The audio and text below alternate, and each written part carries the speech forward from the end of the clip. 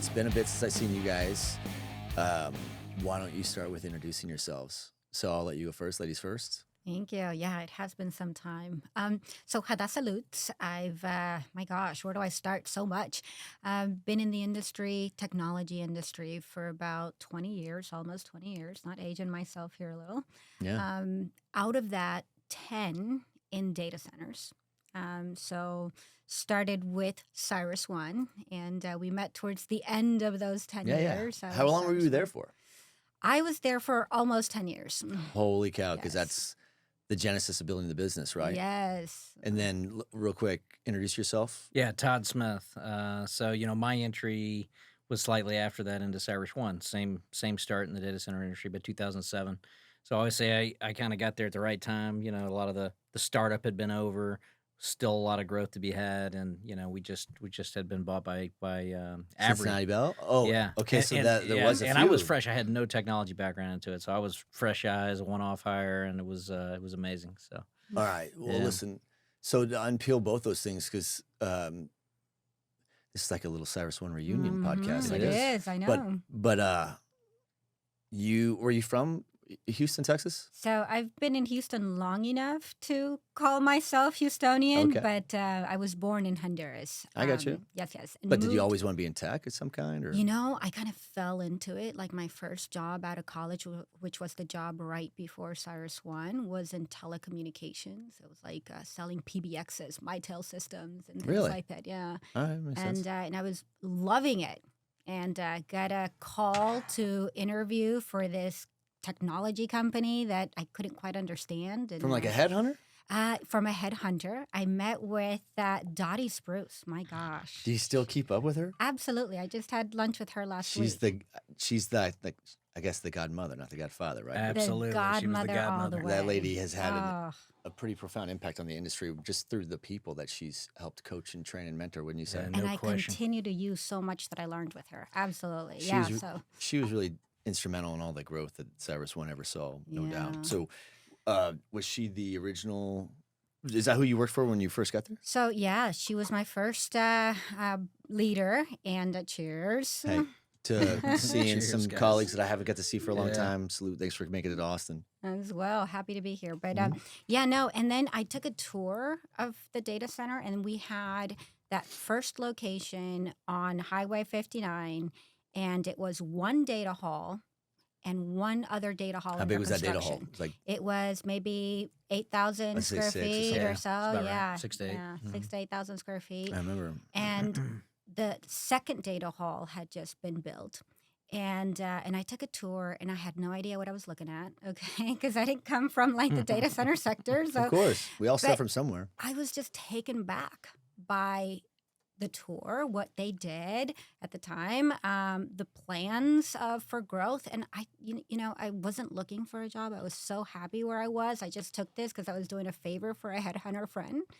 And after taking that tour, I was like, I'm 10 part of years. this company. I'm going to be part of this company. Cyrus One, Yes. because I have so many questions just as a startup of my own, right? But I gotta imagine how crazy that has been, because Cyrus was pretty amazing even when I was there in a very short Yeah. amount of time, and they were pretty mature and long in the tooth before I got there, right? I mean, you guys Yeah. were all there as part of that genesis. What's your story? You from Houston? Yeah, I was from Houston, and it was a little bit of a similar story to where, like I said, I had been working in the geopolitical security. So I was doing What's that exactly? I'm travel not- security primarily. So large enterprise, travel security, private aviation focus. And we grew that and branched that out quite a bit. So I was with them for Were you guys recruiting like former first responders, former military? a lot of Okay. military, a lot of intelligence. Was it for a specific vertical of industry, like no. energy or across the board? Okay, didn't Across matter. the board. It was actually a subsidiary of of the second largest handler of private aviation flights in the world. And so we were the security department, and was the president was an old Shin Bet agent, Israeli, and so we had an intelligence department. That was what it was framed around. So information about all the markets people would subscribe to or would write reports to about physical security risks and travel security risks. And so we would provide. My focus became more initially on a sales role around secure ground transportation, executive protection, guarding aircraft, everything regarding physical services on the ground. and we grew that a lot. It became the biggest business line, and I ultimately started taking on more of like a general management type role. And we were just really growing. I mean, I got there in June 2001.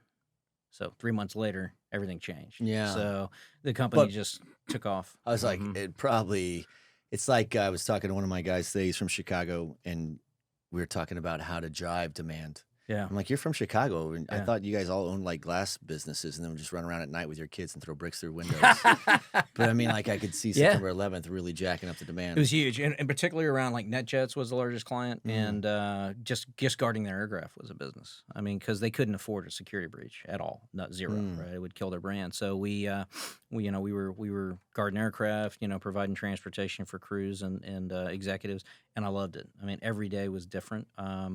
Just absolutely loved being there, and so the company was changing a little bit, looking. Could tell that there was acquisition. We were making acquisitions. The dynamics were changing, and I was still pretty young in my career. And so I'm just going to look at what else is out there. I could retire here, but work here forever. But Yeah. and kind of like she said, I got A call from a a headhunter. headhunter, and I had kind of stopped even looking because I just didn't see anything I liked. And it's like, you got to go take this interview.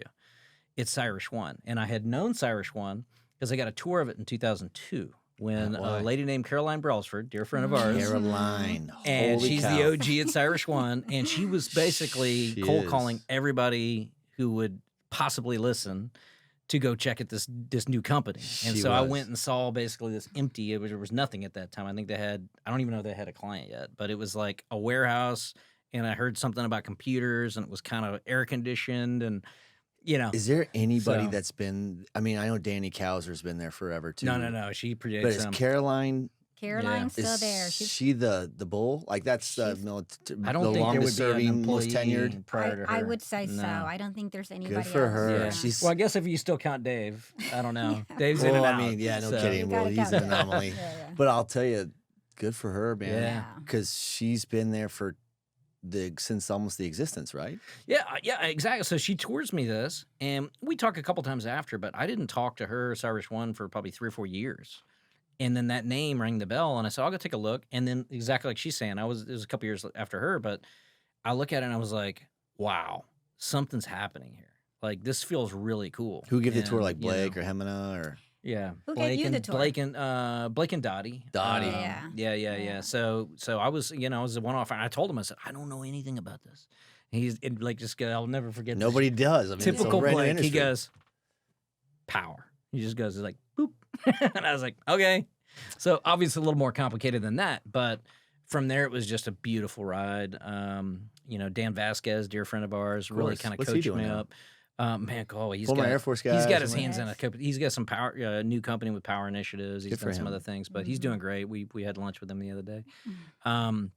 and then just took off from there. And so I always like to say, I mean, rather be lucky than good. Got there at the right time. 20, We on a 2007, great you run. said you got there? Yeah, I was there 2007 all the way through the IPO, and just an incredible foundation of God, what how we're much were doing you guys now. learning? So, Oh True. my Because it was gosh. reinventing It itself so was- aggressively, right? I Yeah, mean, Yeah. I remember when Dennis Shive and Kenneth Wolverton Yep. Yeah. sitting with them at the TI campus in Dallas, and it was a big deal because it was the first project they did outside of Houston. Yeah. And I was the Louisville was PM. big. Yep.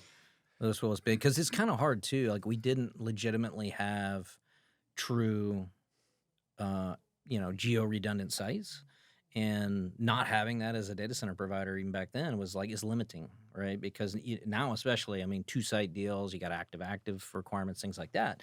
So we really took off after Dallas, after Louisville. And I actually remember the customer, it was Yeah. one of my customers that said, look, I have good news and bad news, right? He said, the good news is we've decided to move forward with you. The bad news is we want it in Dallas and we want it within this time frame.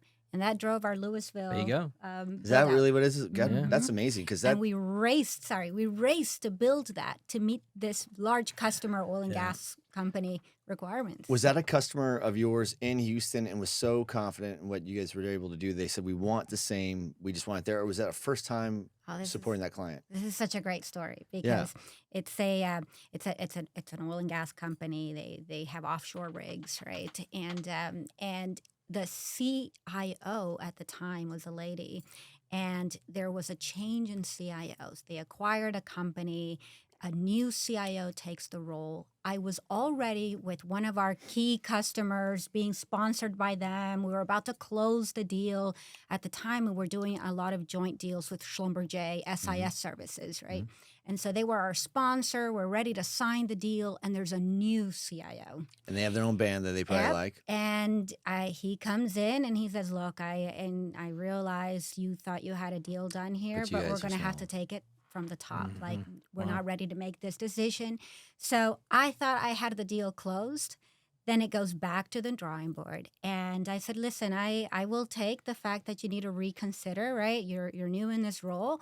I only ask for one thing. You can't say no to something you've never seen. You've got to come and take a tour." Yeah, that's fair. Because what sold me was that tour, right? And so I knew the importance of the tour.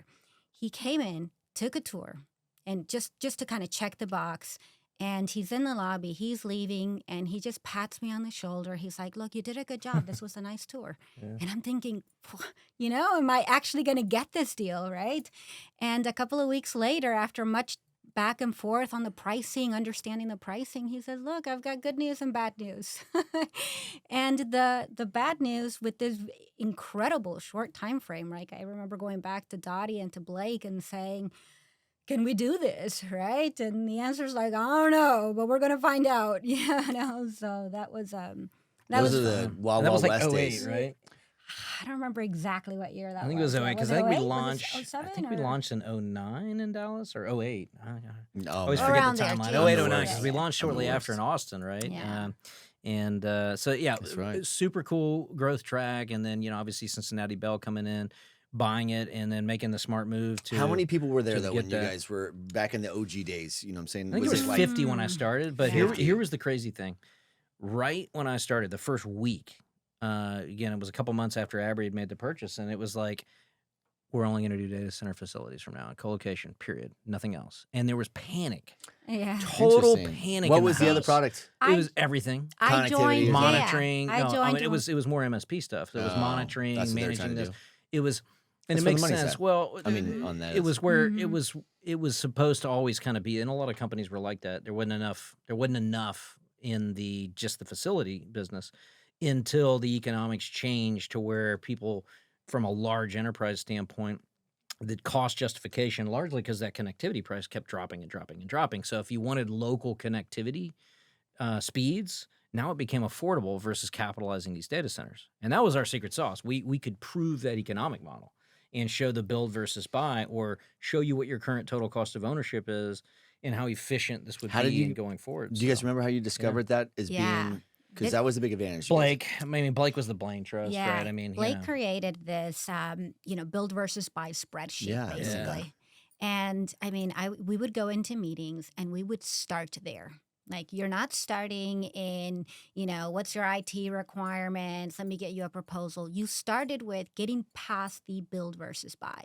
And that tactic was key in all of the initial, like, convincing companies like ExxonMobil, for example, Mhm. to move out of their four walls. It had to be a financial discussion first, because there's all the reasons why not, right? It was such a new asset class, right? Mhm. And retail colo was being Mhm. defined by the brokers at that time, and everybody was doing everything, right? And Yeah. then people started really understanding what they were doing better at. specialization. And yeah. that's when we started seeing that specialization. Yeah.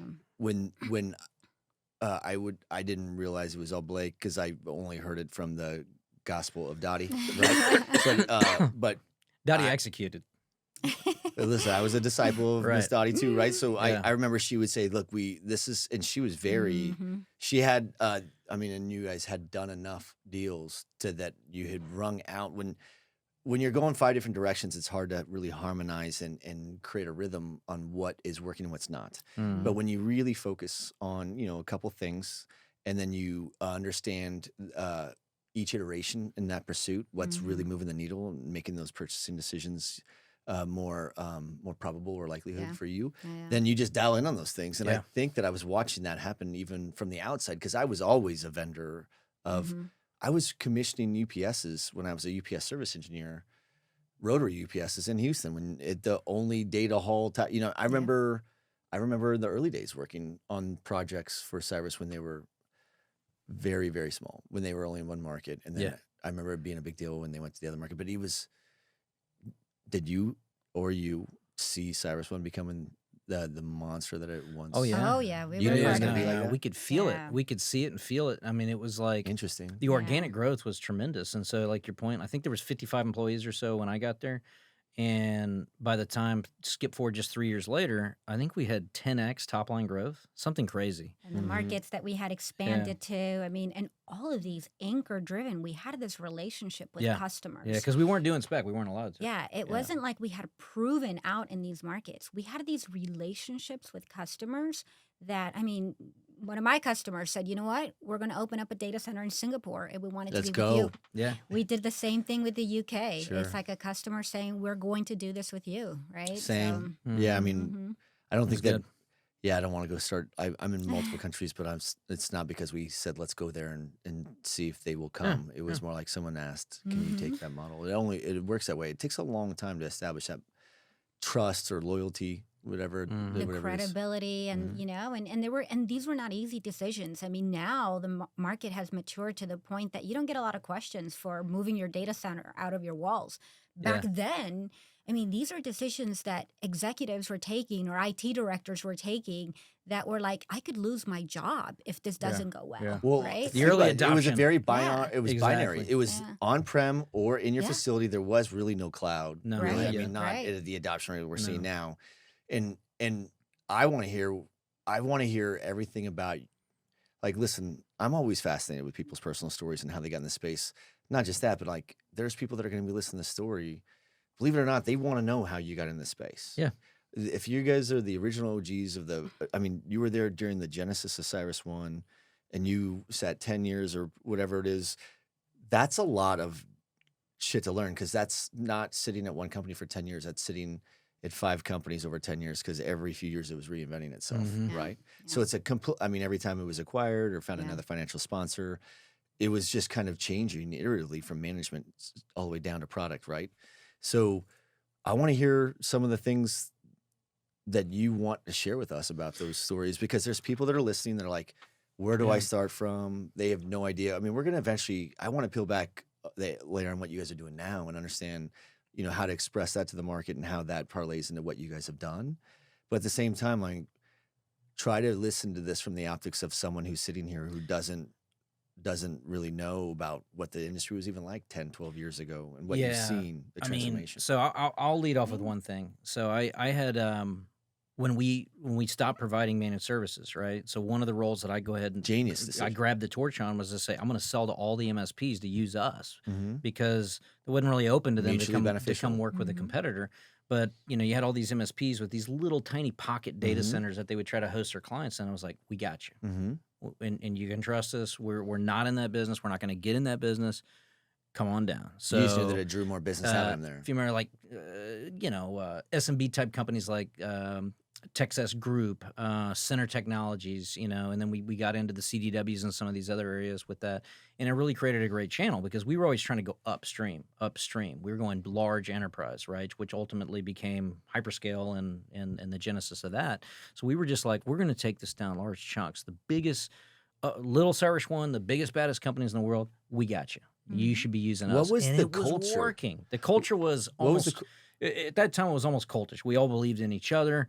We believed in the mission. It was We still like believed that in when the I got value there. proposition. Yeah, we carried that forward, and so It was David versus Goliath, though, too. It was. Everyone was focused it on was. But Goliath. And as we went upstream, and It it was was a beautiful. mission for Yeah. everyone there. It wasn't just a job. Like we all knew this was the mission. And I think that's what What was made the it. mission? The mission was to go and bring in all these large customers, right? All these into a whole different way of thinking about IT, a Yeah. whole different way of thinking about No more data private centers. builds. That was the big Yeah. mission, right? And Yeah. and the educational process. Yeah, standardizing on product. Yep. Because Yeah. it wasn't something, again, it wasn't something that you just, everybody else is doing it, right? So educating. And that's why all these, build versus buy, risk analysis, all these things that you had to do just to Yeah. educate the customer that this is a better way to do business, and it impacts directly your top line for all these reasons, right? So. And early in those times, especially like in the Houston area, we didn't have much competition, right? I mean, Verizon had a legitimate data center operation, but it had been sold out, and so customers were panicking. And this goes back to the specialization and how the market evolved.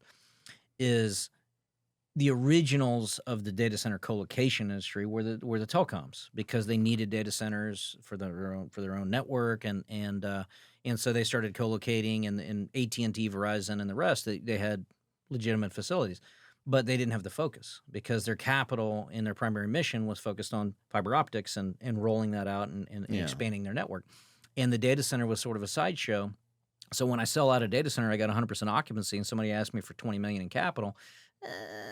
For expansion, and that's bad for the clients. So, and that's bad for the industry, really. It's not good for the industry when you have capacity constraints, and because that leads people to go, I'm going to have to do this myself. We were excellent at executing on always having that next data hall ready to go, that next campus ready to go. And so let me there's tell a you, focus. So that those that are listening can understand and appreciate, because it's like apples to apples type of thing. As an example, what was the average deal size? Oh man. So when I started, I remember celebrating, a $20K a month contract. See what I'm saying? But hold on. And those are all in. Yeah. Right? Oh, yeah. But I'm so excited when I talk about this, because it was like, I remember my very first 1 million per month contract. That's a big contract. Right? Yeah. And Even today. Yeah. Today they pick their teeth with Yeah. those. Cyrus one is like, I mean, think about how big a scale they're Oh, the building. hyperscales. yeah, You're picking So your when you're teeth like, on hey, we those. always had to have enough product to Yeah. sell. And I'm like, it ain't like that anymore when you have people buying 24, 36, 48 megs at a click. You're like, how do you get ahead when you can't get even with supply chain challenges? So it was a completely different especially monster. recently, it's been different. Heavy on retail colo. Mm-hmm. Heavy, and I don't want to interrupt you. Yeah, Tell me no. whatever. But I was like, people that are listening that didn't understand the market back then, Yeah. it was completely different industry. course. Would you agree? Absolutely. But I mean, Yeah. like, listen, it evolves, not changes. Like it evolves, right? So we changed the way we evolved towards that industry. But during that time, you were doing, like, what would be the biggest size deal you did? I mean, there's an outlier to everything, right? But like, was it typically on average you were, between 100 and 500 kW? Every now and then you get a Those were average megawatt, size deals. Yeah. and you get a megawatt, and you're like, that's Yeah. Well, when we had Houston West, when we developed Houston West, I mean, you had, a mixture, and you see this today. I mean, even digital realty, you read their earnings recently. They're talking about their desire to focus, and it's funny. It's like a return to sender type of thing. They're talking about their desire to focus on sub-megawatt deals, digital realty. interesting. Yeah, and we're seeing that, and I think a lot of that is That's that a whole new business the model. market gets a little top heavy. So what we were doing at Cyrus One, and it looks like companies like Digital, what they want to do is we can do both. Okay, you can do both, but it's discipline. You have to have the discipline for It's this. not just that. Think of the Yeah. business model for you guys. The advantage I think Cyrus had was, I mean, you'd have 100 to 200 clients under one roof. The service model, the time and touch, the training that was very deliberate and intentional for the way that they pursued revenue, as well as the way that they engaged it, onboarded it, and executed on it. But think about the amount of attention to detail that you have to run a business like that has so much touch. And then if you're a wholesaler and you have one client under that roof, maybe two, you're not used to the amount of support tickets you get for more whips, or you know what I'm saying? Like, they're not. That's very different. You can scale from a retail mind where you have so much touch and you have an omnipresent with every client because they're on you all the time. You could scale out from that in a heartbeat, and that's why Cyrus was able to do that, because they were already used to the high volume touch. But with their wholesalers going backwards, It's harder. it's It is not the different. same. I'm not saying you can't do it. It's just scaling that way is not the same as, in many ways, Cyrus One was benefiting and getting an advantage from the larger deals they were getting because it was taking less time away from a highly performing team. Right. Yeah. Right. Where it takes a lot of horsepower to have that 50. How many? I mean, I would imagine they had a building that had couple 500 Yeah, you clients might. under I one mean, roof. especially the original That's campus. a completely different model than a wholesale model. What Yeah. I've found is this though, because the last couple of years I was at Cyrus, I moved into really managing everything to do with the customer P&L. So it was building departments that didn't exist, right? It was the customer service department. It was the account managed department. What was that? The Is that what you contracts managed when you were department. there? You were doing like The last couple fit-outs? years, yeah. So it was really everything to do with the customer touch. After the sale? So like Correct. if she Yeah, turned it over, yeah, you would take yeah. the baton was yours and you made sure that everything from that Correct. point. Got Yeah. it. So it was like 2011, hired, built a 24/7 customer service team. And we had account management. We were growing that team, and we had the contracts department Sure. running that team. And so, having that experience, you actually get to see that life cycle of how a client, the overall client experience. And it would be interesting. So, look, every facility, you're going to have, your processes around emergency action.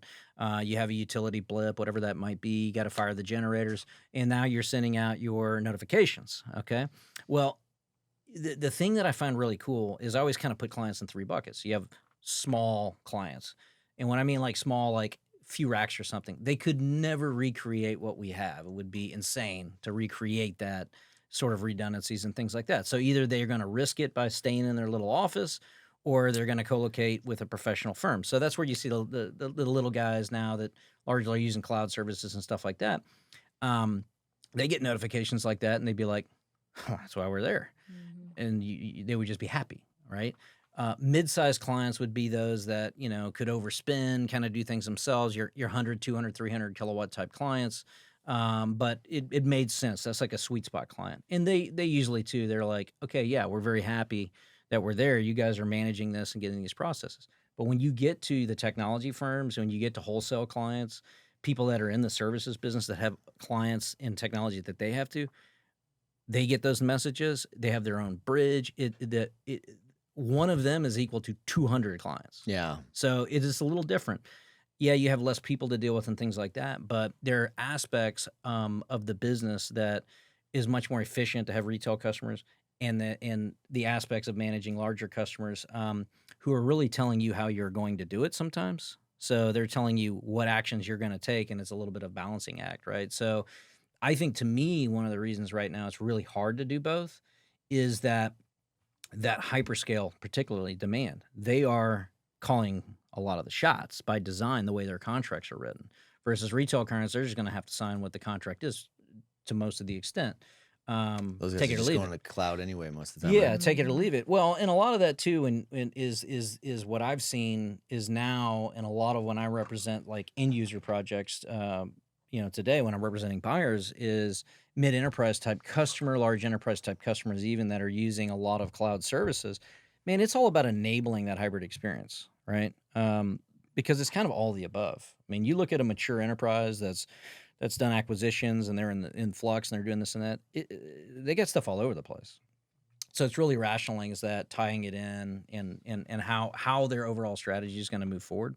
And a lot of these data center properties, you go look at all of them, and their story around hybrid and connectivity is paramount, because I think in the mature markets, we're kind of past that space, power, redundancy, tier this, tier that. People kind of have gotten that in mature markets. But one thing I really want to make sure we're talking about today that we have a huge passion for now in 2023 is, and it is almost like a time machine, is when we go into emerging markets and we go into edge markets, it feels like a time machine. So walk to people that Yeah. are like this is the beauty about this. I originally did this podcast. Have you guys listened to one? You guys said you we listened were to it? listening on the way Yeah. up, man. It was Yeah. pregame. Well, listen, you guys were listening to the first one I ever did, which is Yeah. like not that Our I'm boy any better Laramie. now, but that was Yeah. pretty horrible, right? I mean, I Nah, it remember was getting good. done with that. Yeah. It's like the most painful thing you can do is listen to yourself back in a podcast sometimes, and then realize like how you just talk too much, right? Yeah. So I'm learning. And thank God I have honest and very unassuming friends like them that have no problem telling me to, thank God that they. But I'll tell you, like, these podcasts were really designed for everybody. There's some people that have been around since longer than us, and there's some people that are just getting in the game, and we all started from somewhere. And I love helping them understand where this industry came from, right? Because the biggest competition I think that you Sellen, had at the time was probably maybe the brokers. I don't know. I mean, someone that was, I don't know. What was the biggest threat that you It was felt? on premise. Yeah, it was. On-prem? It Oh was. yeah. Why? Because in the markets fear of that the we were, unknown. and in the markets that we were in, once they made a decision to move out, right, and co-locate, then we can show differentiators, right? We can show these are the, this is the ideal customer. This is what we build for. You're the ideal customer, right? And the old, it's as important to disqualify as it is to qualify. So the better we got at qualification in the sales process, then we weren't really competing with anything other than them building it themselves, right? Now that changed over the years, right? Then as the market matured and a lot of these, especially Dallas, right? Then over the years, there were very good competition, Absolutely. right? Particularly Very, Dallas. That's a different the market. Dallas right? market in Houston. So when you Yeah. guys were doing it, because now you're talking about how you're really trying to pick up everything that you've learned in the primary NFL city markets, and you're trying to figure out how to take that same capability, Mhm. not limitation, over to emerging markets and you said edge markets, which, like I said, maybe break that down Yeah. so that people understand the disparity or the differences between those. Because Right. I mean, look at Austin. I mean, what's Austin? What is Austin? I remember when I started, it was probably considered an edge market or a tier 3 market. And who knows? I mean, Salt Lake City, I mean, there's a lot of markets that are no longer second tier, third tier, or edge. They're Absolutely. Yeah. becoming more prime, right? And what are you all seeing on that side of it, right? Yeah, I'll speak to some of that. I mean, because I think it goes to the comment I was making about emerging and edge is when if I'm going to speak about an emerging market, right? So, Like what is an we'll, emerging we'll market? dive in and talk about, say, Querétaro, Mexico, right? Okay. To me, that's an emerging market. That has zero presence of technology to this scale. To this scale, correct. Yeah. But when you have announcements from every major cloud provider, That they're targeting that area. and you already have some legacy, sort of old school data center presence there that laid a solid foundation, actually a fairly impressive foundation in terms of quality. Very much. Keo Data Centers, and then an acquisition that Equinix had made of Alestra/Axtel. These were quality products. I mean, similar to what we had in Houston back in the Cyrus One days, and actually built around a similar time, 2007, 8, 9.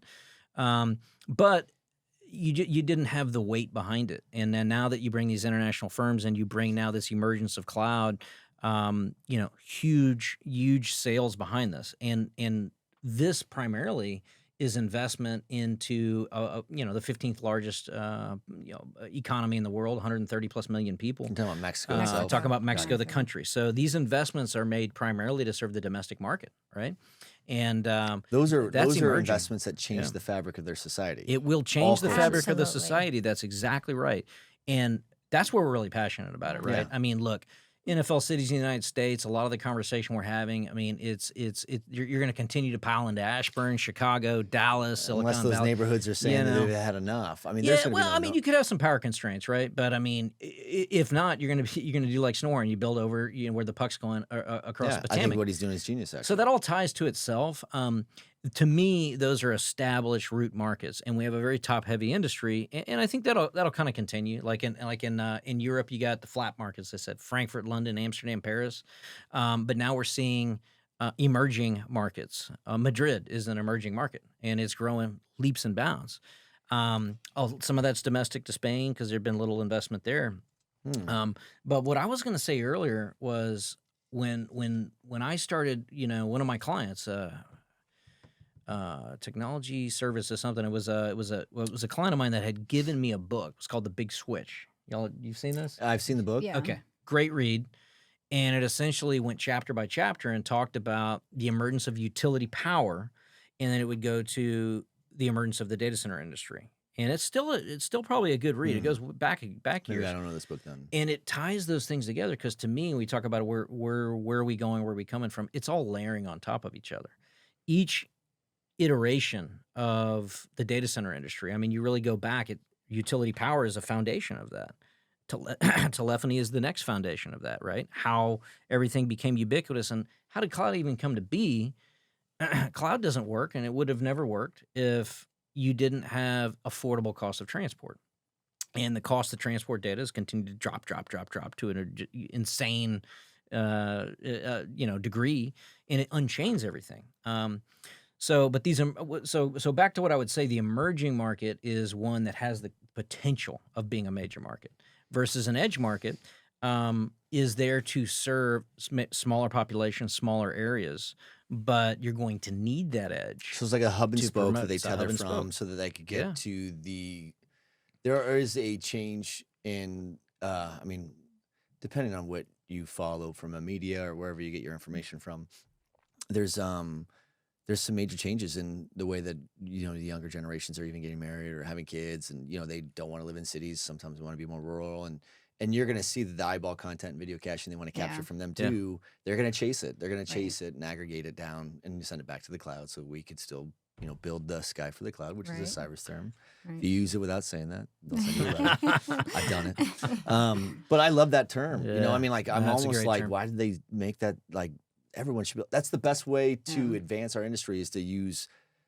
I think everyone understands what you're talking about when you say it like that, don't you? Absolutely. You And know I, what I'm saying? I think you had that last piece of, the cloud has to touch the ground somewhere, and it touches it in a data center, right? That's right. And it just brings everything to closure and the importance of the data center sector. And, to Todd's point, as we're going and talking, I mean, I've always been passionate about, growth or emerging markets or starting something new. And I mentioned how much I loved being part of that initial phase of Cyrus One and educating the Yeah, new. customer, doing all of these, right? And I continued to be involved in one way or the other when it came to breaking into something new, building something new, going after something new. And in these emerging markets, we're having very similar conversations around these are not isolated decisions, right? The involvement of local governments with the private sector, with all of these have to come together to create the perfect environment for a prime tier 1 data center environment. And that is directly linked to growth of an enterprise, GDP growth of a region, right? All of these are interrelated. And so we're loving the approach to get to So expand into so this. take from where you guys had, right? And like there was a time where when Cyrus One was really catching its stride, the industry, I mean, people were making decisions based on technology sometimes. Like, well, let me see the engineering design. And now it's Yeah. like they're all doing SLAs, just whip it. It's like, but the market kind of has shifted a lot from, I think that Cyrus made a pretty profound impact on the industry by changing the product from what it was on design and paper, from what kind of engines or UPS, where the distribution of power was. It came down to volume and velocity. So the product Yeah. became speed, right? And those that had the best ability to pivot, they had versatility and agility. They were able to get in front of that supply chain and line Well, something and up. that's what I was getting at with the three types of How customers. does that impact what you do in emerging markets? Yeah, though? that was what I was talking about with the three types of customers. The small guys that can't even build a quarter megawatt. If you want quality, you're going to have to outsource that.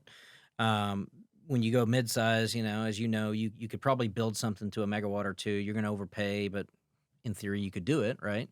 But when you get to the big guys, and then we had really big clients Which at are Cyrus. armed to the Yeah. teeth. That's what I'm saying. You were Absolutely. dealing They with could do people it. that They were have the going build financial versus means. buy. Yeah.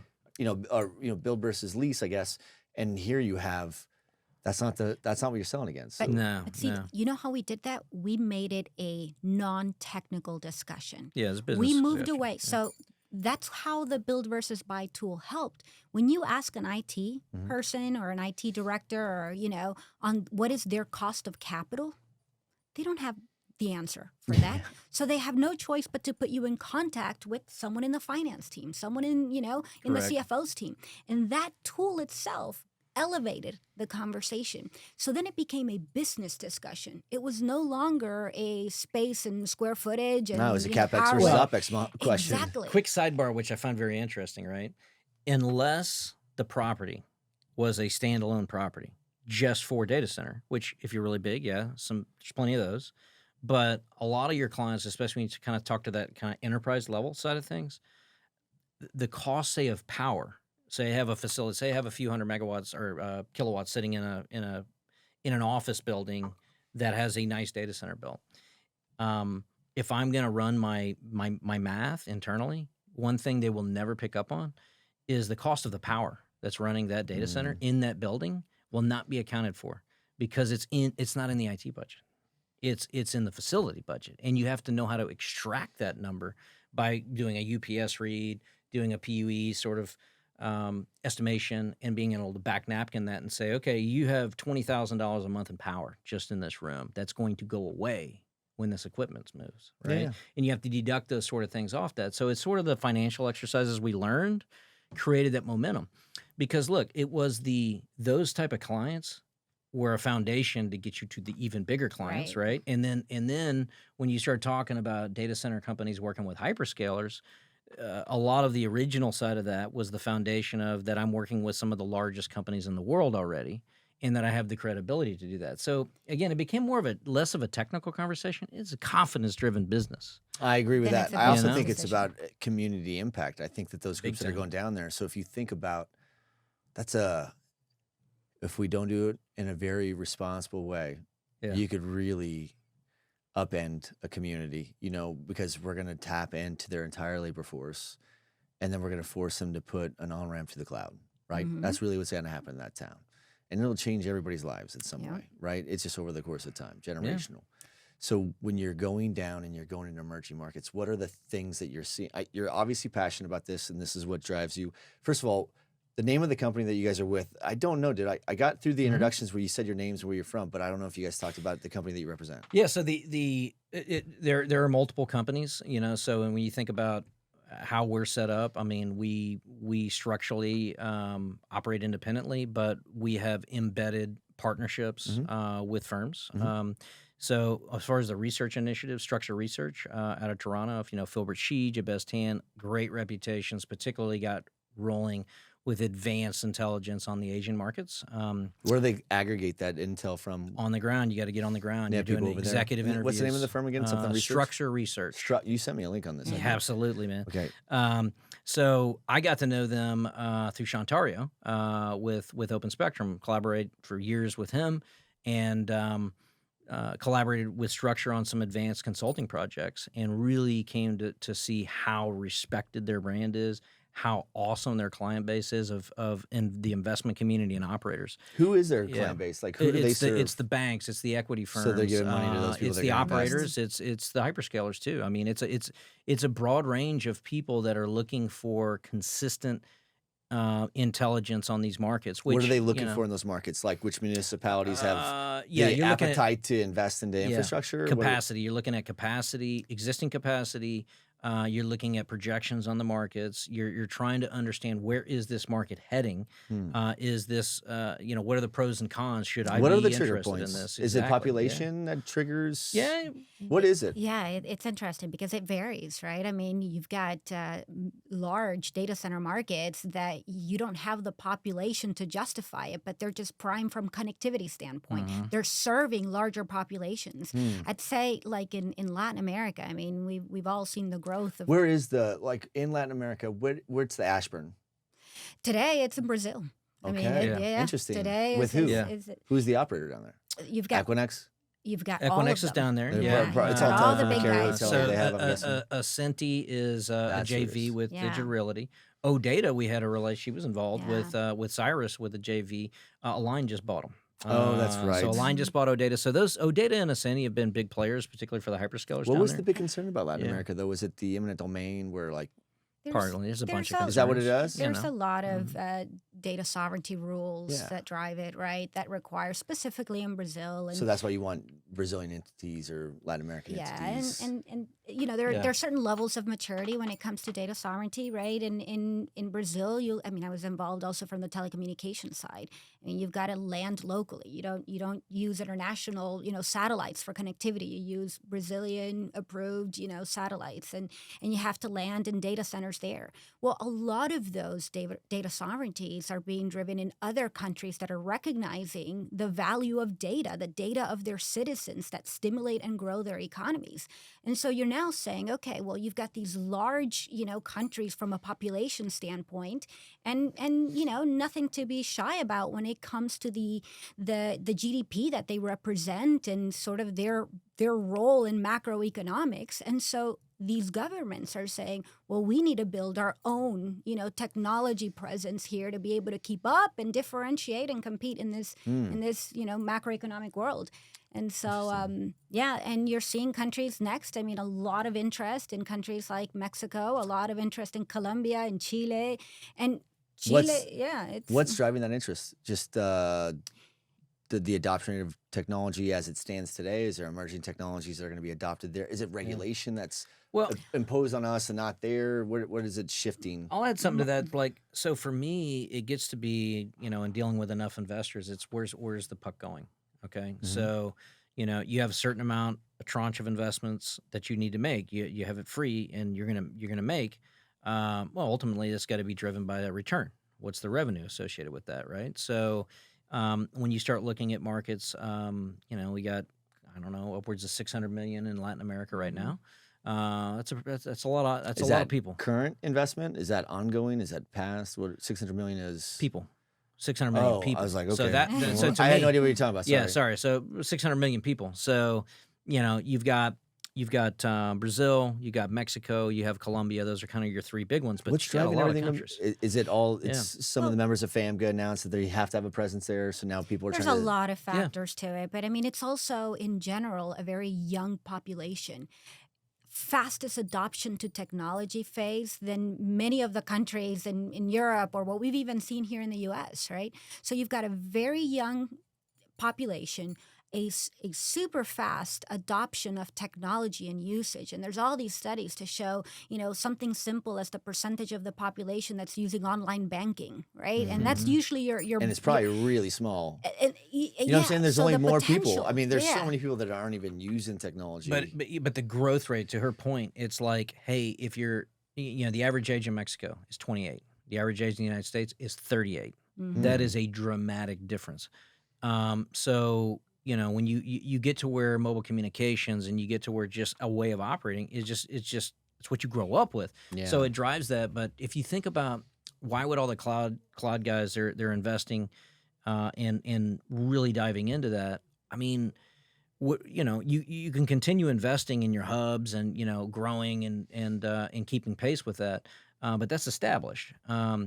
If I can get in there and start getting quality market share with Google Cloud Platform and Azure and AWS, I'm going to try to beat each other to the punch too. Sure. Because you go back to We're it. seeing that. It's just like that in Yeah, Ireland. You can speak too. I mean, It's you just like that in were, Ireland. some of the write-ups that we're doing, Microsoft investing in the community significantly. Yeah. Yeah. It's a long Gaining game. Impact is their big play right now. It's a long game. All of them are like Yeah. that. Every single one of them. And it's substantial. I mean, but you're also seeing more and more. I mean, there's a lot of room for growth and development, but you're seeing a lot more investment too from the local governments in connectivity infrastructure, Yeah. right? Step one, right? Yeah. And so you've got countries with high percentage of growth in connected population. So you start by connecting the population, and that's already driving the demand. Then you start layering in some of the data sovereignty that requires you to land local, and you start looking at the tie-ins to the economic growth and development. I mean, it's a no-brainer. If a company, from a company standpoint, if you have access to cloud-based services and technology, you're likely going to grow way faster than one that doesn't, right? And so all of those things start tying together. What are the what do you see? What's the future for Latin America, South America? I mean, I've got to do a podcast with the guys that we were talking about, like Ortiz and those guys. Yeah. Right on. And We had a blast at the open house, man. Great it was- crew. It was a good time. so I was in Dublin at the same time because I remember Alejandro, I think, was sending me photos. It seems like it was beautiful out there, but I was Very like, I much, wish I'd yeah. go. But what are you seeing in terms of this is your crystal ball? Look in the crystal ball and tell me what you see in terms of when that market becomes truly emerging, not just in We're concept. there. We're there. So there's Yeah. groundbreaking taking place. Yep. But what I mean is, like, I'm not aware yet of any major hyperscaler that I know that it's, how the industry works. It's like the first, the herd mentality, Yeah. someone's going to dive in first and they'll all dive in after, so to speak. Who will be the first one through the wall, and what do you think that program looks like? Well, the good news is in the Querétaro region, right? I think it's the Bajío region that includes Guanajuato and Querétaro. That you already have announcements from all the big players. It's all there. Okay. Yeah. Are they And going bills. down there and building now? Yes. Oh, it's and- already happened. Yeah, and there are beautiful sites already in place. There's a lot of expansion going on. So you've got here all of the indicators, right, of a fast developing market. You would think it'd be simple down there with the supply chain, since half it's probably built there, right? So they could just ship it straight down. I mean, we have a lot of our Listen. manufacturing down there. And that's another Yeah. that's another area of what's driving this growth, right? I mean, not to go too much into another angle here, but a lot of the efforts that are happening from a U.S. economy standpoint and bringing nearshoring a lot of the services and support that's going to trickle further growth investment into Mexico, as an example, that brings on more business requirements for that region, right? I mean, all So of these. what gives them pause then? Why haven't they raced faster to get to that? I mean, is it a confidence thing? No, where I they're think I not- think we're there. I think we're there. They have. I mean, we've seen private builds from credible players that we've been talking about. We have land grabs happening from the colo side. And look, we've seen when we were just there last month, we saw multiple private hyperscale builds already either done or in the process. So that's happening. There's the Mexican Association of Data Centers as well. We met with several of the members, and I think the big thing is a lot of it is this kind of conversation. What is the value of this? Because there's other development and industries that are looking for utility demand, and that's what we're really getting a read on. Is you're going to have the demand side. The cloud guys are already in. They're already making investments, but is there going to be a ceiling around some of the power constraints? And that may not be a permanent ceiling. It's just, what is the timing around that? Well, they're going to go through the wall first, and they're going to open up a Yeah. cloud that allows anybody else that wants to do business or transact down there to have the ability to do it, right? What happens when, what is the biggest challenge down there? What's the price for power? Is it like Pacific Northwest power? Is it what's the constraint? Is it access to more power? Because I can imagine some of these villages have easements that are probably challenging to crawl through. What about labor market? Like Yeah. what else what do we need to overcome in whatever's assumed? The answer is yes. To all Yeah, I of was just that. going to say all of those things, and Yeah. because of it being an emerging market, this is not a paved road, right? Yeah. Like there's a lot of It's Wild Wild West down here. there's a Mhm. lot to be done, but the potential is there, and the excitement is there, and I mean it's not contained in a handful few. There's a lot that are excited about the growth specifically in Mexico, but it's not. It comes with its challenges. I mean, and the list can go on, and we're trying to keep it focused in Mhm. some of the reporting that we're writing up about Mexico, but it goes, like Todd said, across the board. Labor market, right? And there's a lot of investment that needs to happen in skilled labor to Sure. provide I'm all support about for that. We know that's what we highlighted. Price of power, right? It is high, right? Is I mean, connectivity a factor? They probably have um, plenty of. That area is And- pretty developed. yeah. Again, and Mexico has invested quite Some a of those bit towns in are like it. Yeah. 500 years old, though. And, you're gonna have to. well, Querétaro is. I mean, it's a beautiful town. Actually, I I've never mean, been. you'd enjoy it. It's. You know who's from there is Alejandra, who's, from Yeah. Corrigan. She's now on. She's in Laramie's team. She is. I think she runs his design team. Oh, I right think. on. Awesome. Yeah, she's awesome. But I It's a think that's the small town she's state from. population-wise too. Yeah. I mean, it's it's supposed only to be. 2.5 million people, and but That's it's a big. beautiful area. From a safety standpoint, quite safe in Querétaro State, Querétaro proper, and a lot of the How investment. long I did mean, it take you to learn it's how to say that right? I mean, I can understand Todd why is fluent in she Spanish. can do it. Yeah. Are you really? Todd I is- gotta be. I got a background in all I that. speak but, the international yeah. language of love, bro. Hey, That's there you go. nicely done. But I mean, it's it is an older town, but you see the development and you see why it's attractive, and you see that. I mean, look, it's the same drive that we had this morning from Mexico City to Querétaro. It's just 2.5 Is that all hours it from is? Houston. That's It's awesome. 2.5 hour drive. And, I love Mexico City too. It's Yeah, beautiful and, down there. and it's an area that you feel comfortable in. Monterrey is where I live. I'm sorry. Monterrey. Yeah, but I mean, How far is it from Monterrey? I thought it was close to that too. no, Is Monterrey Monterrey's north way of up it? there. Yeah, Monterrey's north. Yeah, Monterey would be. So if you'd fly you're- to Mexico City. We We fly fly into directly into Querétaro. Querétaro. Yeah. Oh, okay. Got an Easy international flight. airport. It's easy right out of Right out of Austin? IH. I don't know, I'm maybe. sure from Houston. Yeah, Might Austin to be. Houston. There you go. To, Yeah. There you go. All right. So you guys, that's what you're mostly. What are you? Well, what else are you? yeah. Go ahead. Yeah, no, I was just going to say that's what we're right now deep in writing when it comes to sort of our market analysis of this. But we're then expanding into other areas of Latin Yeah. America. And to your question before, I mean, we're doing it in collaboration with Structure Research, right? Who has a strong credibility? It's their customer base, so we know what type of information they're looking for, what's valuable to Mhm. them, and all of that requires in the ground knowledge, right? Just being there, looking at it, talking to people, and sort of our background facilitates a lot of, filtering through to make sure that we capture the right information. But it's, again, it's this year we have very high ambitions of expanding into other countries. So what else do you, Yeah. understanding, tell us what else, It's in layers. like help okay? me understand, It's because 3 layers. Yep. So I'll try to like a 3-layer dip here, right? yeah, So sailor proof it for me.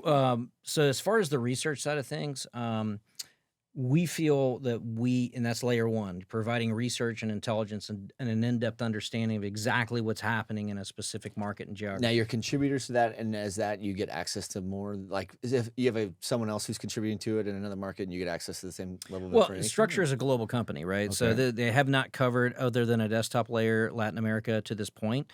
Very in-depth coverage of Asia and the European markets. And first-class client base. First Gotcha. class. Okay. So all we're doing is taking that model and expanding it. We'll put our fingerprints on that. We have great support from the team. It is a collaboration. It is a team effort. And the same quality of reporting that you've seen from them in Singapore and Tokyo and Frankfurt and London, you're going to get from what we're going to produce. And again, that's a team effort. But again, that's layer 1. Structure has also been involved in consulting. I've collaborated, and they've brought me in to help with certain consulting projects. So when you talk about the advanced consulting side, okay, great. We know what's happening in a market. What are we going to do about it? Okay. That's really where we come in. It comes to where, all right, how am I going to enter or invest in this market? Or I have X amount of investment that I have in mind, earmarked. Which market should I be considering? We can walk through that process. And as you know, I mean, you and I've been collaborating recently with what we're doing with technology, the Transwestern Technology Group, right? So there's a lot of tie-in with that, because when the rubber meets the road, having an understanding of the real estate processes, how would I acquire land, how would I go about the construction side? Now we're bleeding into your bread and butter. It's a cloud to ground mentality, right? It's really, here's where the data is, here's what's mattered. How is this all tying together? And talk about the crystal ball. Where should I be making my bets? Well, how am I going to make these bets? Because you can fall into a bear trap pretty quick. You can get led astray really fast if you don't know what you're doing. And I've seen this as a consultant for a decade. There are people that are really, really good at minimizing risk, talking to investors. Really good at it. They're like the best. Oh, you just the money machine. You're building money machines. That's not how this market works. This market is driven by confidence. You're going to have winners and you're going to have losers. And we've seen companies go down in flames recently in this market, sort of for the first time in a long time. There are risks involved. There are really bad mistakes people can be making. Even if they think they have a good feel and understanding of what a market is, you can make some really big mistakes. So that's our passion. Isn't just about understanding and be able to speak to what the market is. We're going to make things happen in these markets, just as we have been in the United States. Just the story that we had with Cyrus One. Yeah, no, and in regards to sort of helping with, the data and the market analysis around the planning part of it, the execution is really exciting for us, right? Absolutely. So when you take that, so you have access to this layer 1, which is an immense amount of information. And then with that information, then you're sitting with, is it more operators or enterprise end users that you're working on development requirements, it sounds like, of some kind? Yeah, so the way I really kind of speak to the value is, there's really three parties involved, right? The user side is the demand, right? The investment side is providing the capital to produce something to meet the demand. And then the operators are simply the vehicle to dance and make that happen. What I have always tried to do is to make sure I'm open to working with projects with all of the above. Capital, operator, developers. Correct. And you're entering it from a certain mindset. But when I look at, okay, what did I do this past year? And I was like, well, I, did a half dozen, managed personally a half dozen end user projects that we put in place, managed, different projects for the investment side of things, buying or selling properties, and working for operators, sometimes on retainer or consulting basis, things like that. Well, the way I look at it is when you're working, it doesn't matter even where in the world it is necessarily, but when you're working with these different areas, you're continuously educating yourself from experience on the different angles and the approaches that are happening at that side of the table. My feeling is because you're that advocating for both against the middle all the time. you're I'm working for this client on this one. I Yeah, I totally understand get the it. angles from these different sides, and I think a lot of people trick themselves into thinking the way that it was 5 years ago is the way it is today. even It's close. not. Mhm. It changes quickly. Just into my point, when you go look at some of the builds that we see, and you read the earnings, and you hear how Equinix talks. Equinix in the past you would think of as what? It's connectivity, connectivity, and connectivity, and you wrap it around the colo, and then they have their fabric, and you connectivity. Now they have X-scale builds. They are going after wholesale, Yeah. Yeah, they raised it hyperscale, like $1.5 billion. and they tie Yeah. it together. Okay, and they can tie that. Now those are two different products, so sometimes there's different You're right. campuses. But now that puts him. I mean, I think what digital did, or what Cyrus did, was Yeah. they were a connectivity company that went wholesale, and what you have digital is they wanted to get more retail, so they bought The other way Telex, around. Mhm. and now you have Equinix, which is They're becoming each other. They're all They're well, becoming those two companies are becoming each other in a way.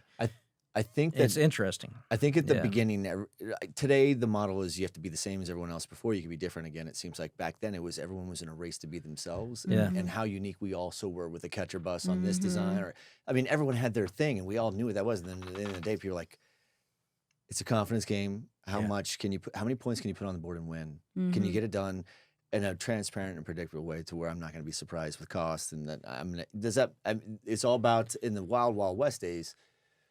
You all had to actually shoulder a lot more of a burden because the whole world was going through the same level of apprenticeship at the same time as the industry was emerging as a Right. whole, not just emerging within the market, but to this day that it's such an infancy stage market that a lot of people don't even. I mean, it's a prevalent enough term maybe that cloud is around enough to where they may hear data center, but you tell me the last time you went to a ball game and saw someone that had data center written on their shirt or something. I mean, it's just not known. It's an oligopoly of an industry that is really the engineer of the hood for all other industries.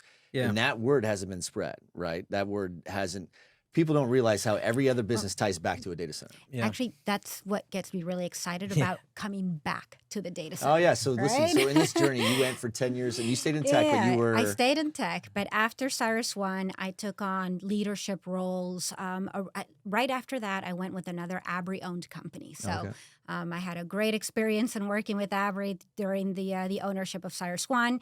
Then I went to a company called EMC, Emerging Markets Communications, is what it stood for. And I led the energy team, right, the oil and gas.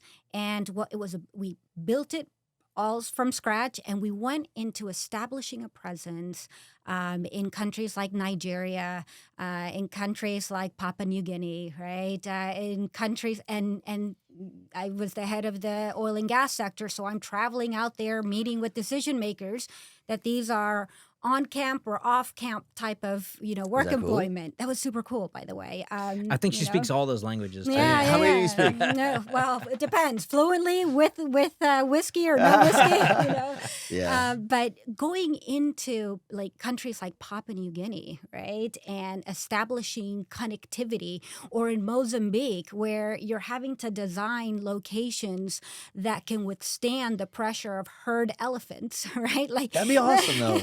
I mean, you're not dealing with the Yeah. municipalities with entitlements and running SEWA studies on your engines and stuff. They're like, if you could make it fit on that piece of land, make it work. Right. But see, what was great about that was working with the local communities, right, to get all of these communications set up. And I always joke about the fact that we had multiple business units at this company, right? I led the oil and gas, but you had cruise ship, you had NGO, and you had yachts. And I'm like, I get to go to all these places, and everyone's off in Monaco handling Jason Bourne. Yeah, but it was Just a a cover. wonderful Yeah. experience. And then I moved on to cybersecurity. So again, I joined a company, taking it to expanding into this area, building a brand new business unit. I then took on aviation for them. I helped them build the aviation, sold it off. We went later, and then I did Cybraics, a cybersecurity company. Okay, and same brand new market. Building, taking a proof of concept and commercializing it, basically. And then I said, all right, Now I need to get into cloud, right? Like, how do you help companies do digital transformation? Anything from migrating from on-premise to cloud, because I mean, that's the right time, right? Implementation of ERP systems, application development or application modernization. And in all these roles, I led teams that did this. And so for me now, it's coming back roundabout to data centers. And I believe that that lens, that perspective on not just the actual data center industry, but what drives the data center industry, especially when we're talking about emerging markets, when we're talking about development and growth, it's truly valuable. And so a lot of the things that we're doing is, right, a lot of the things that we're doing when we're saying consulting or working with companies that are breaking in, expanding, evaluating investments into these territories. So you're seeing these industries colliding now. Yeah, and these are all relevant values. Did you guys stay in touch the whole time? Yeah. All right. And then what made you put the band back together? How long ago was the band? So, you know Darren Cook, right? Okay, I do know him. So Darren and I go way back. We all go way back. I don't know him like you guys, yeah. But. Yeah, so I mean, I know Darren Cook when he was running the Houston market for TW Telecom. God rest the soul of that company. That was the best telecom that I could ever remember. It had a great culture. So Darren and I were actually at the Structure Research Conference back in October. Great conference. You should come. Where's it at? In Toronto. And oh, that's their conference. That's their conference. Yeah. So we were just chatting, and he's like, "Oh, you caught up with Hadassa lately?" And I was like, "No, I hadn't talked to her in a little bit." And he said, "Well, no, she's just kind of chilling right now." And I was like, "Well, that's going to be a quick phone call," because I mean, I was already. Oh, did you just leave someplace you were taking? I was going to do this initiative solo, right? Yeah. With my teams, if you will, on Structure and Transwestern. So I world-class support, but I was going to take the tip of the spear on my own, and I was like, and I had told her it was funny. We all had dinner, I don't know, several months before that, and I was like, Hadassa, at some point, you and I got to go conquer Latin America. Who better to do it? Yeah. And so, hey, now we're making it real. It just the stars align. I'm stubborn, and that's awesome. So, tell the truth. He basically called me and said, "What are you doing next Wednesday?" And I was like, "Well, I don't know. I haven't really made any plans." Suckered her in. Just come meet me for coffee at this one office. We're going to Mexico. Oh, no way. Yeah, for the groundbreaking of Layer 9. And I was like, you know what? We're going to Guanajuato. I haven't been to one That's in a how you while. did it? We're going to be hanging That's pretty out gangsta. with that crew. And that was a blast, man. And you rolled with it. Yeah. It was just... I don't know her well enough to know if she rolls the like right that. timing, right? I She's think good. it was like maybe 6 in the afternoon, a glass of wine in or so. She goes, why not? And I'm like, you know what? I haven't been to a groundbreaking, data center groundbreaking in a while. Did you want to get back in the game? Did you miss the data center game at all? I loved it. Some of my best friends and relationships that I've had in the industry come from those days. I was stunned to find out that you weren't back around, because I mean, doesn't surprise me at all what Dottie's doing, right? Yeah. It obviously doesn't surprise me that Caroline's where she's at, right? Yeah. But I was like, I knew that you didn't go anywhere, right? I mean, you're still in orbit with everything, but actually, I guess I wasn't surprised, because I knew that you're a pretty versatile person, but like, this is a fun industry. Like, I don't know if there's any places that are more fun than this one. But see, even though I wasn't directly in data centers, I mean, everything I did had to do, right? And so, I figured, let me go. So you took her to Mexico was it the open house? Yeah, the open groundbreaking. house. Yeah, so it. There was a lot of good people down there. I mean, no, Joe it was Ryan great. there, right? Listen, I'll say some things about Layer 9 was the crew that they have, the original investors, and just some of the crew that they have. Great team, great people, great hospitality. And look, the governor is a relatively young governor, and he said all around. I was like chills. It was a motivational speech. It was a very 20-minute motivational speech, and it was so motivational, because it was touching on everything that really we've been talking about. That and sometimes I get to be I take my work. I do take it personally. I think a lot of us do. Like, I mean, we bury ourselves in our work. We have passion for these projects, and look, money's great, and the more the better. But when that money is tied to impact, you can taste and you can feel and you can see it. Oh man, that's sweet. That's sweet. And so I when I heard the governor talking about it, and this is again the governor of Guanajuato. So you really have two states that are kind of paired up here, Querétaro and Guanajuato, and. His speech was very motivational, and it talked about people. It was focused on people. And that's awesome. And I've always said this about anything in business. Nothing happens without people.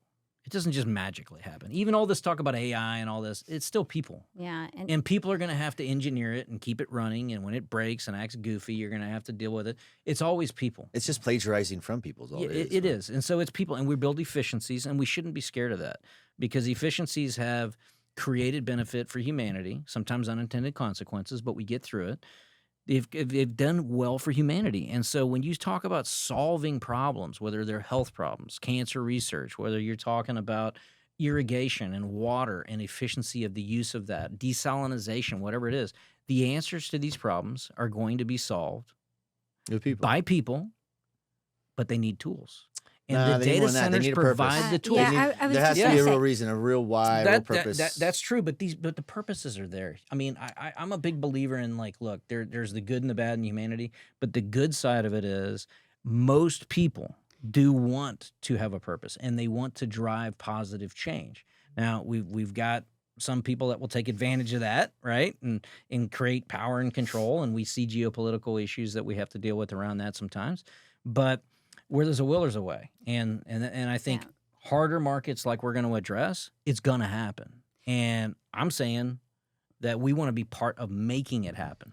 Yeah, I So mean, yeah, what and that's the key. stayed with me in that event, in the conversation, sort of his message was bringing jobs that elevated people's lives, right? Mhm. And so any governor or head of state wants to contribute to bringing a better life to their people. And he talked about the tie-ins of technology and how that brought more meaningful work. And so for me, it's like, this is exactly what all of this growth is happening. I've always been enamored with the idea of being part of something big like that. And in every role that I've had, it's, what is my mission? What am I doing? It's never just a job, right? And so at that moment, I didn't know I was coming back into the data center business, right? I was just there to go Nicely to a done. ground opening, right? But after listening to all of this, after realizing that I still speak fluent data center language, right? Yeah, they understand some of that Yeah, stuff. I understood. Yeah. So it's not like I've forgotten it Yeah. and it meant something and I'm still excited about it. Then I'm like, all right. Well, it sounds like you may have a little bit of an advantage being on the outside looking in for a few years where you get to see the optics of how we view the challenge of power through what you were looking Right. at, through what you were doing. I think that there's experience hasn't ever really been something I found. I think that their experience is good for you because it gives you confidence. But for us, it's not, right? Because in many cases, some people have experience which could be bad habits or baggage. But the reality is it doesn't matter because the way that we build data centers today is not the same as what we were doing a year ago, and it's not the same as what we're going to be doing a year from now. So what you really need is someone that just has an aptitude and a desire to reinvent themselves every week if necessary. This industry, I think, lends it to that. I think when you're going to Mexico, it's not just an economy game. When I say like the fabric of their culture, I mean, they have generations of people that are going to have jobs that they've never had before in their lives because those jobs never existed before. Right. And there are jobs that they'll have that don't exist today, that by the time this data center's up and running, And here's the thing. that's what it'll offer. And here's what's been a problem in Latin America, right? Is because, okay, well, I have a purpose, let's say. I've been educated and I have a purpose. Can I fulfill my purpose in my home country? And the answer has been whether it's, somebody with high-tech skills or just a lower skill work ethic, they've had to leave their country to make good on their purpose. And I think the key to these sort of jobs, when you can create this industry and you can create opportunities for network engineering and you create hubs around cybersecurity and all the things that we take for granted right here in Austin and in the Texas market in general, you develop these things, you get the investment going, and it all has gravity. I always say the market has gravity. Markets get bigger because they're big, and So the groundwork's laid. So think of any industry that is more profound or significant than ours that is completely self-governed, self-regulated. I mean, to the most part. let's hope it stays that way. Well, but it's a testament to the good citizens. Look at all the ESG efforts and sustainability and commitments. We're trying to be good citizens. There are so many different things that are coming from. Really, it's things that have matured here that we've been able to test. Yeah. So we've seen what works and what doesn't, and then we get to go send those to new markets without them having to go through 5-6 iterations of having something not work. Like how many times have we shifted? In some markets, they won't have to shift like that because because we've arrived to what is the best on certain things. There's only optimization. I mean, now it's just an optimization game. People are trying to figure out how to cool better, maybe, or get ready for quantum computing and what those things are going to do. And I think that, you were asking me something off camera, like, what are we seeing from the trends from the hyperscalers? I'm like, they're all freaked out about their AI compute environments, and they're all leaning heavy towards, some sort of liquid cooled immersion platform. Because of maybe the density. they're trying to figure out how to make it pencil, probably, but they're also very committed to community impacts. I mean, they're going into the Rust Belts and finding distressed assets that used to be in the manufacturing capacity for automobiles, perhaps, and and they're repurposing those things to create more modular shit, so they could ship it on a, put it on a. You could literally build it in Minnesota and put it on one highway and ship it all the way down to Mexico. You know what I'm saying? So like, there are things that they're doing to try to be good stewards. I think it's just, man, you can't do it enough, and it takes. I mean, it's their vision, but we're the ones that bring it to life, right? Well, the demand's insatiable for bettering, and that's wait till adoption of like, wait till this is like Google Glass or something, wait till we have heads up displays, or we're, more involved with autonomous driving vehicles. I don't know, I'm arbitrarily making shit up. AR, VR, AI, all those things. Exactly. We haven't even hit that level. Here's what I I saw that. Yeah. It's Cyrus in your guys' days, and now imagine this new plateau, this next, It's eating itself, and look, I mean, again, maybe some unintended consequences. You get disruption in labor, you did this and that, but I mean, at the end of the day, what I think is ingrained in humanity is we always want more, better. We want more and better, and we're just wired that way. As a people, not everybody per se, but I think just humanity in general. So what ends up happening is, there's a lot of thought like, well, at some point, Moore's law and this and this and this. Why do I even need data centers? I can fit all the data in a little closet or something. Is like, well, that's not how it works. That's not how people work. People want that data. They want more analytics. You can look at it in sports. Now we're looking at spin rates at this. I mean, we're looking at, hey, this guy's body It's all temperature Moneyball at this, now. at this, The and whole this. game is Moneyball. It's analytics, and it's analytics. But people still have to execute. And all we're really doing is, we want to know more. We want to discover. And whether we're discovering in space or we're discovering, in semiconductors and how small we can get and all of this, we're trying to figure out these problems. And, it's kind of like where there's a will, there's a way. And the thing that I'm most passionate about the industry is that, these are just the foundations of it. It's way down. The only thing people really care about is that data and what it does. Even the application they don't necessarily care about. It's the wrapper. But then what is all the stuff under the ground that's got to actually function and work to make that good? And that's where we all come in. And it's the beauty of it is like, hey, I mean, a data center is so far removed from the thing that you're tasting and feeling. But if that fails, none of it works. And that's key. Walking back to the 3 layers. So the first one is the data research that you guys have. Basically intelligence research. That you would guys, be you guys are helping in the second layer, which is like going through those things, and you could help all 3 dimensions of those prospective customers on all How do you aspects execute? of development requirements and execution to those requirements. What's the third layer? Third is executing. Okay, so the third is execution. The second is strategy. The third is execution. Yeah. Okay, so intel, strategy, execution. There you go. That's what you guys are focused on. Yeah. All and within one vertical. Could be any vertical, yeah. I mean, Okay, so hold on, let's talk about that. So you're saying you would do this in high tech? Of course, yeah. So how does that not dilute you from being able to be like, if to be great at something, you have to kind of be willing to suck at other shit, right? So there is some things that transcend, no doubt, especially on the density of the MEP on high tech, but it's not the same.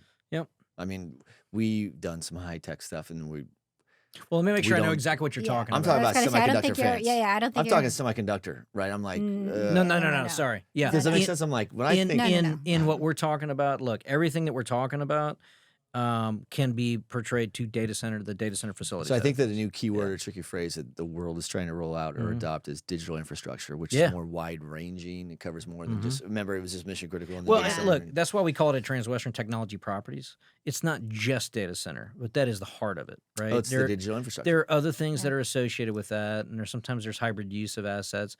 And to your point, look at what QTS did in Irving and people in other places. A former semiconductor plant that's going to be stripped down might have very good bones for development going forward, right? So I've had to do one of those, and I think that the thing that makes those building sexy is that you think that there's so much that you can pull out of it, like copper or, stainless steel. I mean, it kind of could pay for themselves Right. because you're turning in so much stuff.